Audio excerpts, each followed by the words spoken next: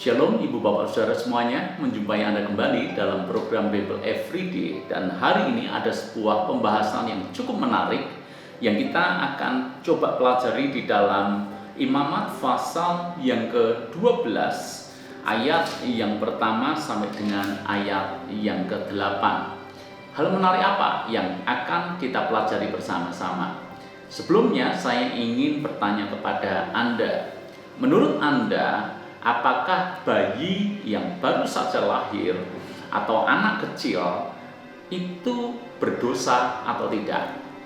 Saya yakin kebanyakan daripada Anda akan mendapatkan jawaban bahwa bayi yang masih kecil itu tidak berdosa.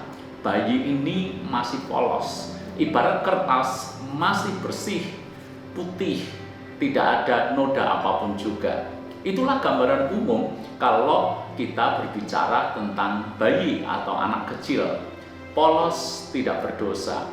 Tetapi sungguh menarik kalau kita belajar dari Imamat pasal yang ke-12 ayat yang ke-6.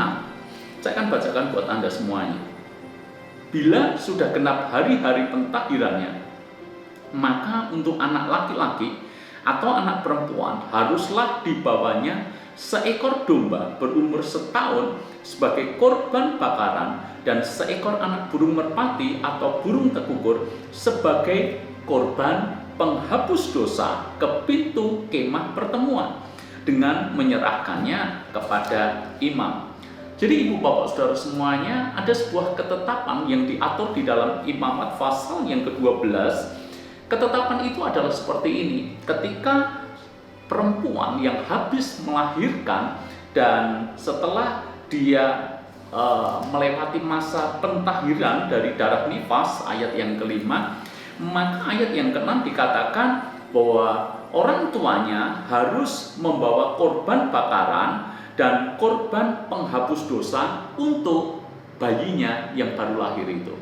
Dengan kata lain, bahwa bayi yang baru saja lahir atau anak kecil tetap saja dia berdosa. Mungkin kalau dicerna secara umum ini sungguh tidak masuk akal. Bagaimana mungkin anak kecil yang masih polos dia disebut berdosa? Kita mesti mengerti bahwa dosa itu diturunkan dari generasi ke generasi. Adam dan Hawa, manusia pertama jatuh dalam dosa, maka dosa itu akan terus menurun ke anak-anaknya dan dari keturunan-keturunannya hingga sampai zaman sekarang ini. Dengan kata lain, begitu bayi lahir sudah ada dosa yang ada dalam hidupnya. Itulah kalau di dalam bahasa teologi disebut dengan dosa asal. Dia memang belum melakukan sesuatu, tetapi sudah ada benih dosa di dalamnya. Maka menurut ketetapan firman Tuhan hari ini, anak kecil pun menurut ketetapan Taurat itu harus diadakan korban penghapus dosa bagi mereka. Saya buktikan satu ayat lagi di dalam Mazmur pasal yang ke-51 ayat yang ke-7. Mazmur 51 ayat yang ke-7 ini merupakan Mazmur Daud. Dan apa yang dikatakan Daud di dalam ayat yang ke-7? Sesungguhnya dalam kesalahan aku diperanakan, dalam dosa aku dikandung ibuku.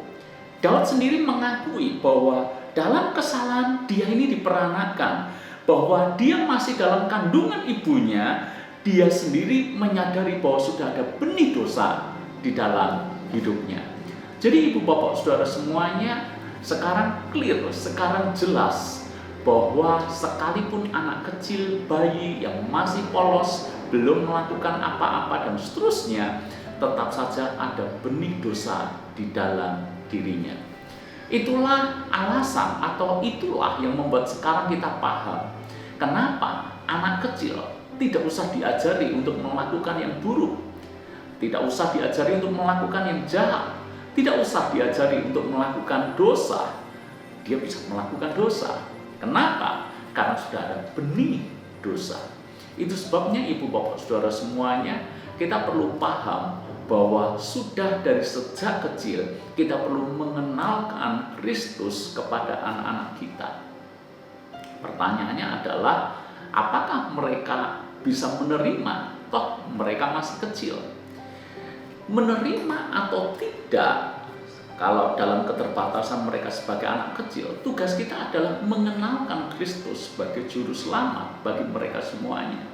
Itulah semenjak dari kecil kita perlu menceritakan tentang Alkitab. Kita perlu mendorong mereka untuk rajin sekolah minggu, dan perlu kita ceritakan tentang Yesus sebagai juru selamat.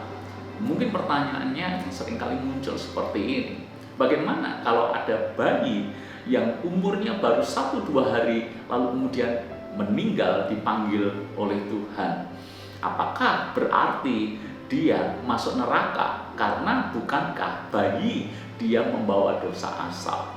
Dalam konteks ini kita harus paham bahwa iman orang tuanya lah yang mengcover anaknya selama anaknya belum bisa mengambil keputusan untuk Tuhan Yesus sebagai juru selamat dalam hidupnya. Jadi kita paham, yang pertama gini, bahwa setiap anak, setiap bayi itu punya yang namanya dosa asal. Benih dosa sudah ada. Lalu kalau dalam kasus seperti yang saya ceritakan, dia belum paham tentang Yesus karena bayi yang baru saja beberapa waktu lahir, beberapa hari umurnya, maka kita harus paham bahwa iman orang tuanya yang mengcover. Makanya kalau orang tuanya sungguh-sungguh dengan Tuhan, punya iman kepada Kristus dengan sungguh-sungguh, maka imannya itu mengcover keselamatan daripada anaknya atau bayinya yang baru saja lahir dan kemudian meninggal dipanggil pulang oleh Bapa di sorga. Saya kira penjelasan ini membuat kita sekarang mengerti bahwa inilah waktu untuk kita sungguh-sungguh dengan Tuhan, dan kemudian kita perlu mengenalkan Kristus sejak dari kecil kepada anak-anak kita. Tidak ada istilah terlambat. Setiap hari adalah kesempatan untuk kita membawa anak kita kepada Kristus Yesus, Tuhan Juru Selamat kita. Tuhan berkati.